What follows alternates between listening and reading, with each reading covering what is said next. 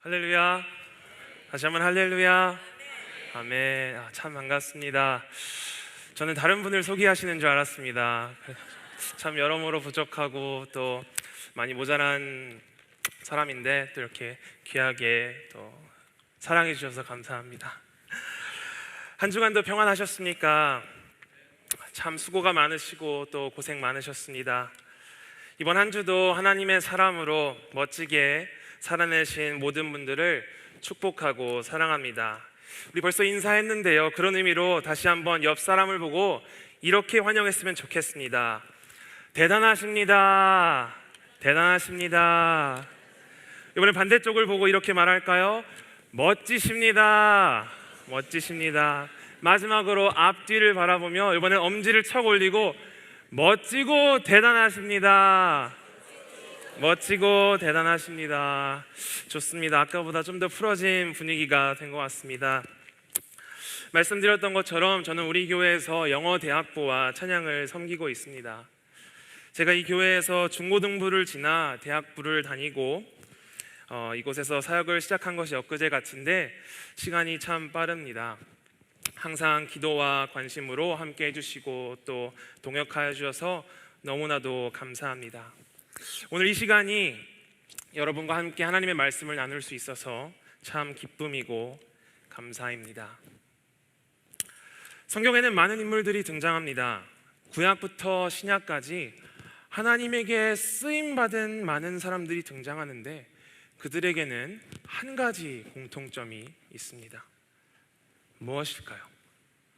기자로 시작하는데 바로 기도하는 사람들이었습니다.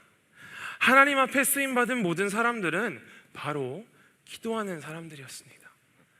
하나님 앞에서 또 세상 앞에 바로 서기 위해 그들이 하나같이 선택한 것은 기도의 자리를 찾는 것이었습니다. 시편 19장 14절에 이렇게 고백합니다. 나의 반석이시요 나의 구속자이신 여호와여, 내 입의 말과 마음의 묵상이 주님 앞에 연락되기를 원하나이다. 시편 141편 2절 나의 기도가 주의 앞에 분향함과 같이 되며 나의 손드는 것이 저녁 제사같이 되게 하소서. 그리고 우리가 많이 아는 말씀이죠. 데살로니가전서 5장 17절에 이렇게 말합니다. 쉬지 말고 기도하라. 하나님을 붙들고 또 하나님께 붙들린 사람들은 기도했습니다. 제가 언젠가 한 번은 어린아이들과 예배를 드릴 일이 있었습니다. 그리고 그때 들은 기도가 아직도 저의 머리에서 잊혀지지가 않습니다. 한 어린아이가 대표로 나와서 대표 기도를 하는데 이렇게 기도하더라고요. 하나님 아버지, Father God, I love you. 사랑해요. 내가 떡볶이만큼 하나님을 사랑해요 라고 고백을 하더라고요. 그 아이의 최고의 것, 최선의 것, 최상의 것을 하나님께 드린 기도였습니다. 오늘 이 저녁에도 하나님께서는 우리를 기도의 자리로 초청하시고 또 우리의 최고의 것을 받을 준비를 하고 기다리고 계십니다. 우리들의 삶을 들여다보면 여기저기 많은 굴곡들이 있습니다. 모두가 평탄하게 쭉 곧게 펼쳐진 삶을 원하지만 원대로 우리의 삶은 풀어지지 않습니다. 한편으로는 삶의 굴곡이 높은 곳에 있는 우리를 진정으로 진심으로 웃을 수 있게 하고 또 낮은 곳에서는 진심으로 우리 마음을 다해서 슬퍼하게 합니다. 아마 그래서인지 삶 가운데 형통함과 곤고함은 불행이기도 하지만 축복이기도 합니다. 여러분의 삶을 돌아보면 어떠한 굴곡들이 있습니까? 언제 웃으시고 또 언제 눈물 흘리셨습니까?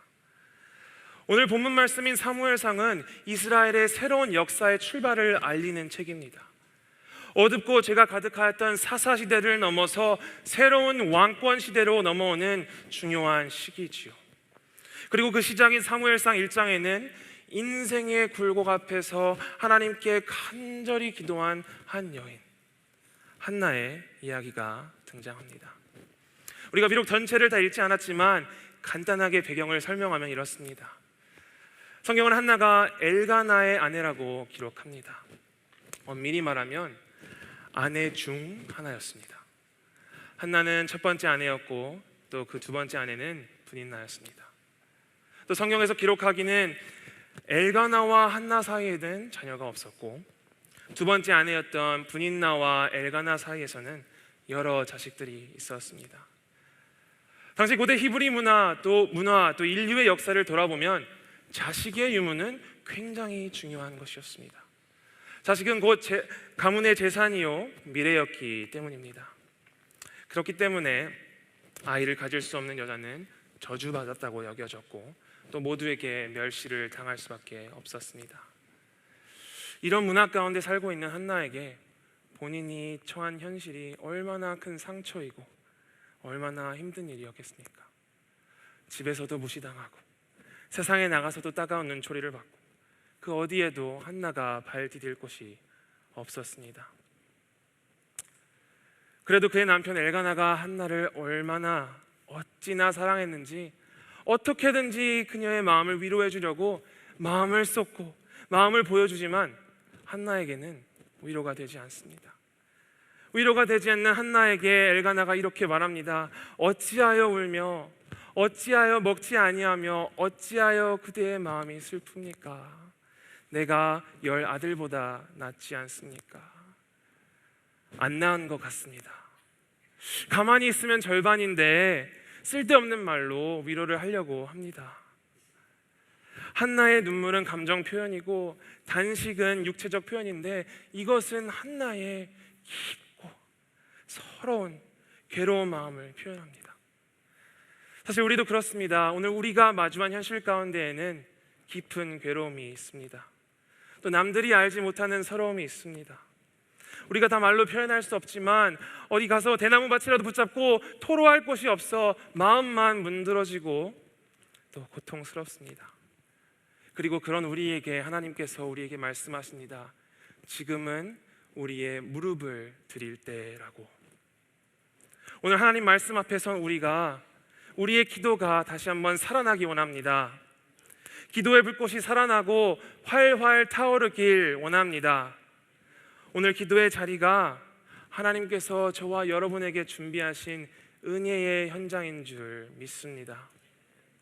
오늘 한나의 이야기를 통해서 우리가 배워야 할 것이 3가지 있는데, 바로 첫 번째, 절박함 가운데 붙잡을 건 기도입니다. 한나는 절실했습니다. 얼마나 절실했냐면 한나의 기도하는 모습을 본 엘리 대제사장이 이렇게 말합니다. 어찌하여 하나님 집 앞에서 어찌하여 하나님 집에서 취하여 있느냐? 한나야, 왜 하나님의 전에 나와서 술을 마시고 취하여 있느냐? 아니 얼마나 간절하게 기도했으면 제사장의 눈에 한나가 취해 보였겠습니까? 여러분 취한 사람 본 적 있으신가요? 없으신 것 같습니다. 취한 사람 보면 심각합니다. 인사불성이에요. 그런데요, 한나가 그렇게 절실했다는 거예요. 절실해서 기도한 거예요. 우리는 막막한 현실 앞에 낙담으로 답을 정하는 것이 아니라 하나님께 부르짖어야 합니다. 왜냐하면 우리의 상황은 하나님의 뜻이 있음을 믿기 때문입니다. 우리 하나님을 믿고 예수님을 따르는 우리는 여호와의 일하심과 목적을 기대해야 합니다. 세상 사람들은 일이 막히고 풀리지 않으면 상황을 탓하고 이것저것 해볼 수 있고 내가 어떻게 했는지 이것을 해결해보고 어떻게든지 이렇게 하면 일이 풀리기를 원하고 나의 능력으로 나의 의지로 해결해 보려고 하지만 우리는, 그리스도를 믿는 우리는 기도해야 합니다. 왜냐하면 하나님이 우리의 삶을 주관하시기 때문입니다. 내가 잘 돼도 하나님, 나의 인생이 막혀도 하나님, 모든 문제의 해결점은 하나님이며 그분의 계획은 사람들의 기대를 초월한다는 것입니다. 5절에 이렇게 기록합니다. 그러나 여호와께서 그에게 임신하지 못하게 하시니. 그 다음 6절에서는 이렇게 말합니다. 여호와께서 그에게 임신하지 못하게 하시니. 성경에서 이렇게 2번 말할 때는 하나님이 우리 보고 저거 좀 보고 알아들어라 라는 말입니다. 누가 막았습니까? 누가 한나의 태를 여시고 잉태하게 하십니까? 누가 한나의 태를 막으시고 아기를 허락하지 않으십니까? 바로 하나님이셨습니다. 하나님이 태를 여시고 하나님이 태를 막으시는 분도 하나님이시면 한나는 기도했습니다. 그리고 기도를 통해서 하나님, 나에게 무엇을 바라십니까? 나에게 무엇을 말씀하시는 겁니까? 하면서 절박함 가운데 하나님을 찾았습니다. 무엇으로? 기자로 시작하는데 기도로. 절박함 가운데 한나는 기도로 나아갔습니다. 저도 가끔 몸이 아프거나 삶에 예기치 않은 일들이 생기면 먼저 하나님 앞에 무릎 꿇고 묻습니다. 하나님, 나의 무엇 때문에 무릎을 꿇게 하십니까? 나의 무엇 때문에 이러한 상황을 허락하십니까? 하나님 하면서 부르면서 나아갑니다. 우리에게 주어진 환경을 우리가 풀어나갈 실력도 이해할 수 있는 능력도 없습니다. 고통의 시간은 우리를 절망에 빠뜨리시려는 것이 아니라 우리의 입술을 열어 하나님을 고백하게 하시고 기도를 통해 하나님의 특별한 은혜를 경험하게 하시기 위함입니다. 그렇기 때문에 저와 여러분, 우리가 처한 모든 환경과 상황이 특별한 은혜이고 하나님의 축복의 통로인 줄 믿습니다. 그런데요, 정말 중요한 것이 하나 있습니다. 만약에 우리가 이 원리를 이해하지 못하면 우리는 무너지게 돼요. 하나님이 막으시고 하나님이 주시고 하나님께서 나의 인생을 모든 것을 주관하신다는 것을 우리가 믿지 않고 깨닫지 않을 때에 원수는 그 틈을 타서 우리의 마음을 상하게 하고 무너뜨립니다. 낙심하고 절망 가운데 있는 한나에게 분인나는 다가와서 한나를 심히 격분하게 하여 괴롭게 하더라. 사단이 가장 잘하는 것이 우리의 아픈 곳, 연약한 곳을 후비집는 거예요. 내가 한번 너 무너뜨려 볼 거야. 너 이곳이 아프지? 내가 한번 후고 파들 거야. 하나님 싫어하게 할 거야. 내가 너 무너뜨릴 거야. 하나님이 막으시고 하나님이 주시는 것을 우리가 깨달아야 합니다. 우리의 상황을 극복하고 절박함 가운데 기도를 하려면, 기도를 붙잡으려면 우리는 올바른 질문을 해야 합니다. 우리는 우리 상황 가운데 what을 물어보는 것이 아니라 why를 물어봐야 합니다. 하나님, 이거 주셔야 하잖아요. 나 이거 필요한 거 알잖아요. 내가 이거 지금 기도하고 있잖아요. 라고 이 기도에 머물러 있는 것이 아니라 하나님 why? 나에게 왜 이런 상황을 허락하십니까? 나의 인생 가운데에, 나의 결단 가운데에 왜 이러한 막힘들이 있는 것입니까? 라고 why를 물어봐야 합니다. 제가 학생들이랑 선교를 가보면요, 제 말을 찰떡같이 알아듣는 학생들이 있습니다. 하나를 말하면 열을 알아듣고 제가 그 다음 말을 하기 전에 착착착착 그 다음 일을 이미 준비하고 다음 스텝을 준비하는 학생들이 있습니다. 그런데요, 반대로 꼭 정말 말을 안 듣는 학생들도 꼭 있습니다. 어찌나 이렇게 말을 안 듣는지 이 친구들은 열을 말해야 간신히 하나를 알아듣습니다. 우리 사랑의 성교교회 아이들은, 친구들은 전혀 그러지 않은 줄 믿습니다. 한 번은 선교 때 아이들이 너무 말을 안 듣는 거예요. 말을 해도, 가르치려고 해도, 도와주려고 해도 너무 말을 안 듣는 거예요. 그래서 벼르다가 내가 어떻게든 참아봐야지 하다가 한 번은 크게 혼을 낸 적이 있습니다. 근데 혼을 내고 나면 마음이 너무 불편해요. 좀 더 나이스하게 말할 걸, 좀 다른 말을 할 걸, 조금 더 참아볼 수 있으면 참아볼 걸. 근데 그런 따끔한 말을 할 때에 제 마음에 있는 바람은 이 친구들이, 우리 학생들이 내가 혼내는 what에 집중하는 것이 아니라 why를 생각해 주기를 바란다는 거예요. 왜냐하면 아이들이 내가 무엇을 혼냈는지 생각하면 마음이 상하고 나를 대하는 것이, 나를 피하기 원하고 나를 대하는 것이 어려워질 수 있는데 왜 우리 전사님이, 왜 우리 리더가 이러한 말을 했지? 무엇 때문에 나에게 이러한 말을 했을까를 고민하면은 우리 학생들이 그 상황 이상을 바라보기 때문입니다. 우리 부모님들도 그렇지 않습니까? 자식을 가진 부모님들도 아이들에게 혼내고 나면은 이 아이가 내가 혼낸 것에 집중하는 것이 아니라 부모로서 더 좋은 것을 주고 싶고 더 좋은 것을 가르쳐주고 싶고 Y를 좀 알았으면 좋겠는데 What에만 집중하니까 마음이 상하고 나와 대화하는 것이 어려워지고, 우리 하나님 아버지도 그렇습니다. 우리에게 주어진 환경 가운데에 우리가 무엇에만 집중하기 시작한다면 하나님을 대하는 것이 어려워지고 처한 환경 때문에 마음이 상하고 다치기 시작합니다. 그래서 우리가 절망 가운데 기도로 나아갈 때에 기억해야 하고 물어야 하는 올바른 질문은 what이 아니라 why입니다. 그렇게 할 때에 하나님의 일하심과 목적을 기도로 묻고, 또 그렇게 기도할 때에 그곳에서 하나님께서 준비하신 은혜의 물줄기가 터져나오기 시작합니다. 두 번째, 하나님을 기쁘시게 하는 기도를 해야 합니다. 우리는 하나님을 기쁘시게 하는 기도를 해야 한다는 거예요.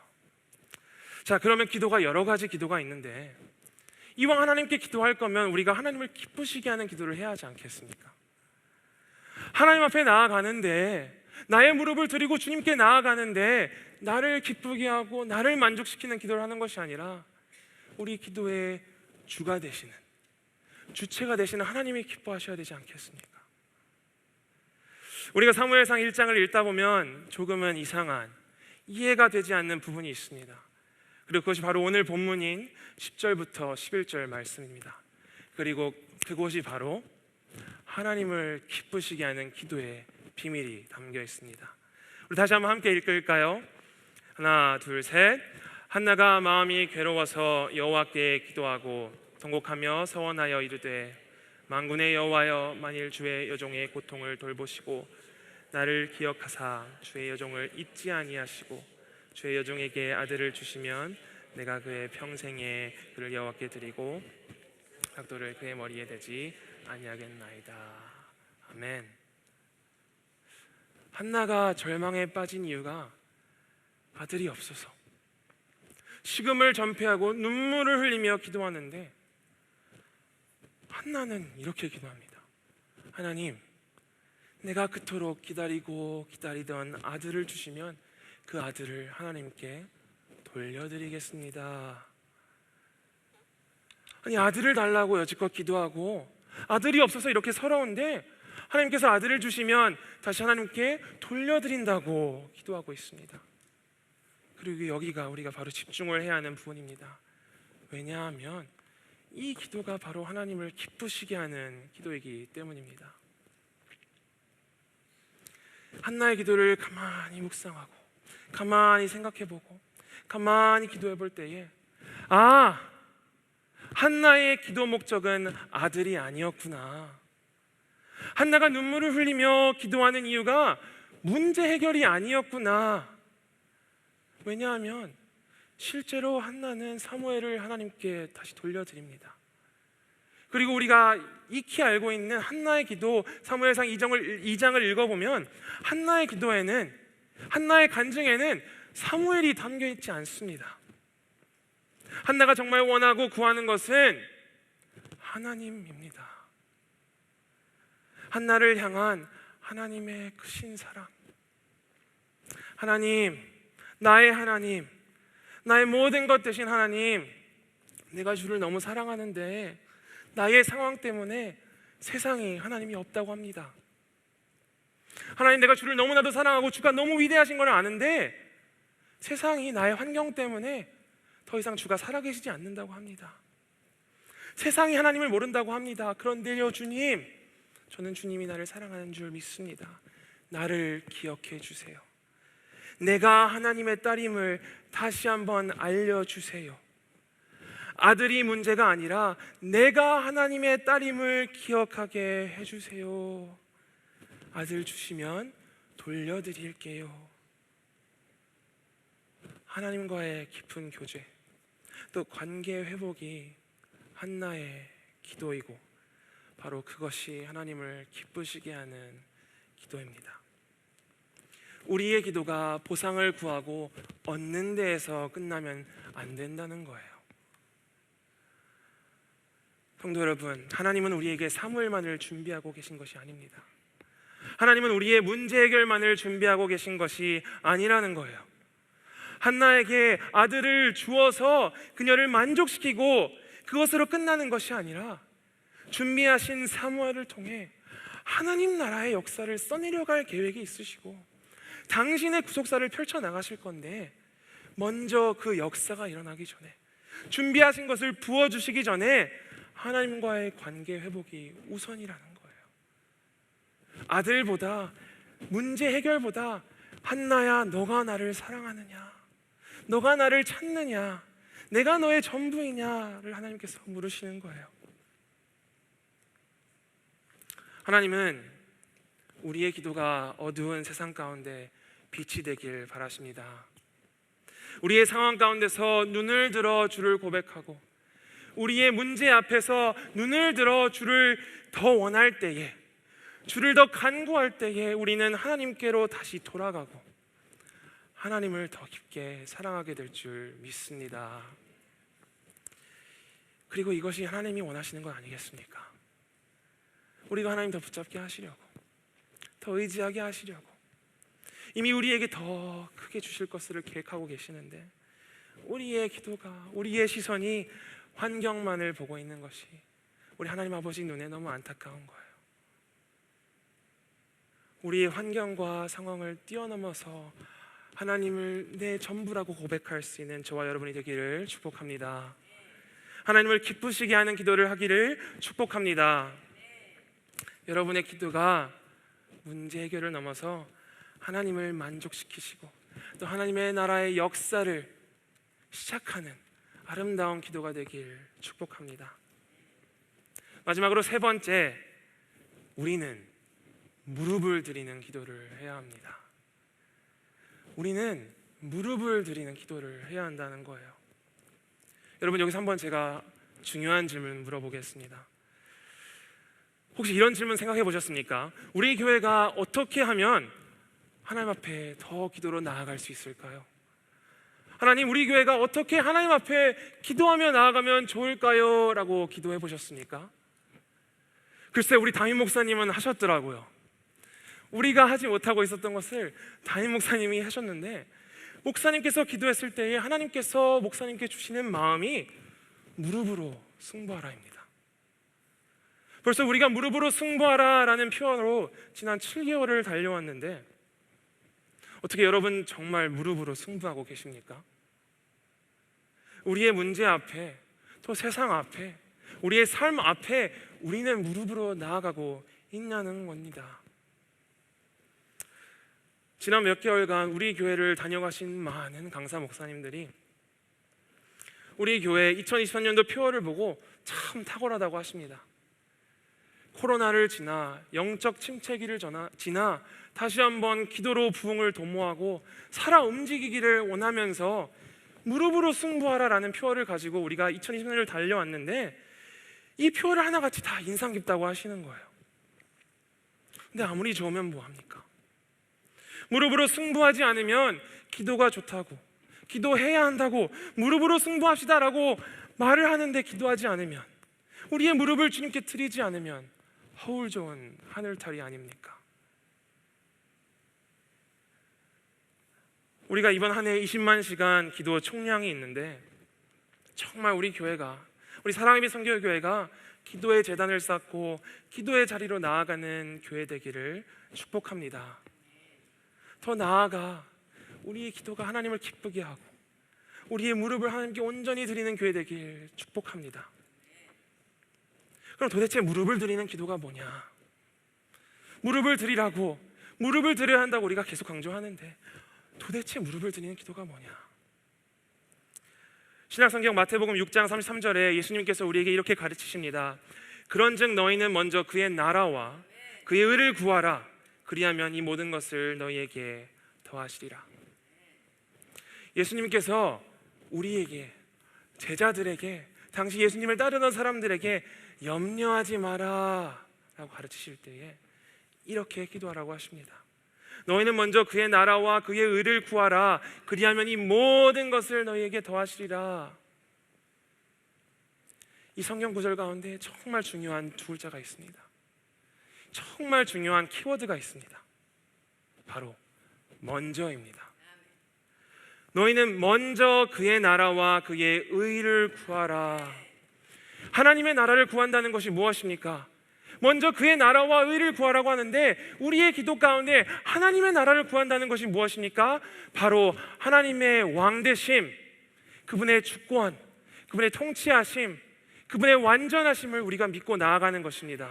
우리가 먼저 하나님을 전적으로 신뢰하고 그분의 통치하심을 신뢰할 때에 우리의 삶 가운데 염려할 것이 없다는 것을 예수님께서 가르쳐 주고 계십니다. 그래서 우리는 먼저 그의 나라와 그의 의를 구하며 우리 무릎을 드려야 하는 것입니다.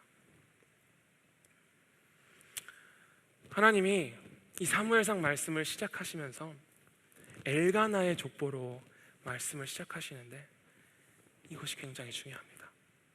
엘가나는 에브라임 산지 라마다임 소빔에서 온 사람이라고 하는데, 많이 들어보신 적이 없으시죠?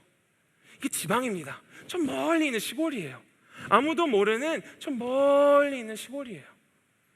그런데 엘가나는 매년 자기 성읍에 나와서 예배의 자리, 번제의 자리에 나간 사람이라고 기록합니다. 우리 하나님께서 이스라엘의 두 번째 왕을 세우실 때에 어디서 왕을 찾으십니까? 저 멀리 있는 양치는 소년 찾지 않으십니까?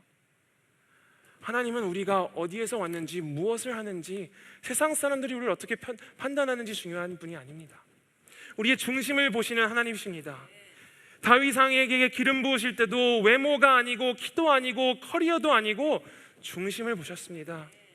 하나님이 집중하시고 하나님의 역사를 위해 선택하는 사람은 하나님께 맞춰진 사람, 하나님의 마음에 합한 사람, 하나님을 진정 사모하고 사랑하는 사람, 그런 사람은 무엇을 한다? 기자로 시작하는데 기도를 하는 사람입니다. 우리의 무릎을 하나님께 드려야 하는 때입니다. 오늘도 여러분의 무릎을 원하시는 하나님 앞에 전심으로 나아가는 저와 여러분이 되길 바랍니다. 하나님이 해결하시고 하나님이 허락하시고 전능하신 하나님의 손에 우리의 모든 것이 달려 있습니다. 브닌나가 한나를 욕하고 비웃을 때에 세상이 나의 막힌 문제들을 보고 너는 그것밖에 안 되지, 너의 능력이 거기에 미치지 못하지 라고 우리를 힘들게 하고 지치게 할 때에 나의 고통을 비웃는 대적들과 씨름하기보다 나에게 고통을 허락하시기도 가져가시기도 하는 하나님 앞에 나아가 기도로 씨름하는 여러분이 되기를 주님의 이름으로 축복합니다. 한나의 기도 이야기는 결국 태를 열고 닫으시는 분이 하나님이시기에 문제를 해결하고 역사를 이끌어 가실 분도 하나님이심을 알려줍니다. 오늘 우리의 고통으로 낙심하기보다 우리 모든 것의 주인 되시는 주님께 무릎을 드리세요. 20절 성경은 우리에게 이렇게 가르쳐 줍니다.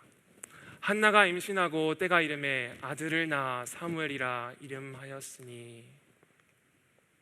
여기에 나오는 때가 이름에 본문 말씀을 찾아보면 때가 되어 임신하고 출산했다라는 뜻이 담겨 있습니다. 사랑하는 성도 여러분, 한나의 임신과 출산은 이미 하나님께서 계획하시고 준비하셨습니다. 한나가 하나님께 기도를 드릴 준비만 되었다면, 한나가 하나님께 본인의 무릎을 드릴 준비만 되었다면 하나님은 이미 한나의 기도를 들어주시고 해결하실 계획을 세우고 계셨습니다. 더 나아가 그 기도를 통해서 사무엘을 보내시고 그 사무엘을 통해서 새로운 이스라엘의 왕정 시대를 열어가시고 하나님 당신의 구속사를 준비하시고 이루어 나가실 준비를 하고 계셨습니다. 하나님이 중심 되시면 우리가 염려할 것이 없습니다. 아멘. 왜냐하면 우리의 모든 것을 이미 하시는 하나님이 다 그분의 완벽한 때에 이루시기 때문입니다. 우리는 하나님만 믿고 우리의 무릎을 온전히 드리면 하나님께서 나머지는 책임지십니다. 말씀을 마무리하면서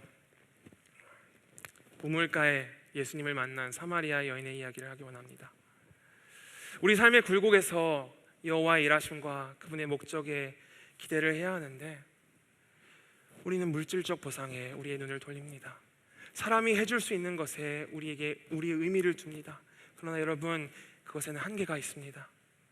엘가나가 아무리 2배, 3배의 사랑을 표현해 주어도 하나님이 채워주시는 것에 발톱도 못 따라갑니다. 우리의 갈증을 해소하시고 해결하시는 분은 하나님이신 줄 믿습니다. 요한복음 4장에 우물가에서 만난 사마리아 여인의 이야기가 등장합니다. 예수님께서 사역을 마치시고 제자들에게 말씀하십니다.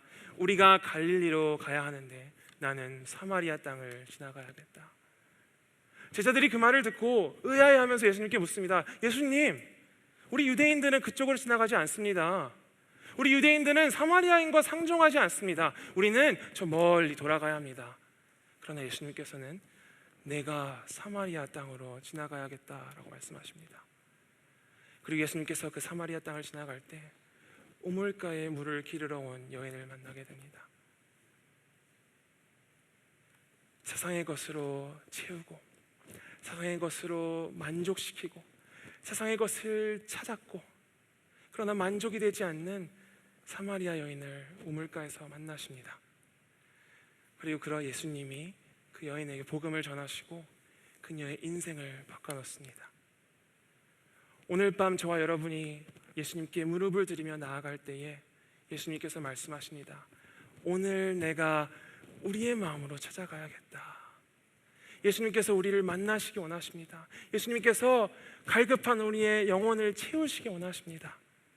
예수님께서 사마리아 여인을 만나셨던 것처럼 우리를 오늘 이 밤 만나시고 우리의 기도를 주님께 드릴 때에 절망 가운데 우리의 기도를 드리고 하나님이 기뻐하시는 기도를 드릴 때에 우리의 무릎을 온전히 주님께 드릴 때에 예수님께서 복음으로 주님의 사랑으로 우리를 채우시고 회복시키실 줄 믿습니다. 그리고 그 여인의 인생이 바뀌었던 것처럼 한나의 인생이 바뀌었던 것처럼 이스라엘의 역사가 바뀌었던 것처럼 저와 여러분의 삶이 바뀌고 우리 낙심한 마음의 현장 가운데에 우리 막혀있는 우리 인생길 가운데에 하나님의 은혜의 물줄기가 터져 나올 줄 믿습니다.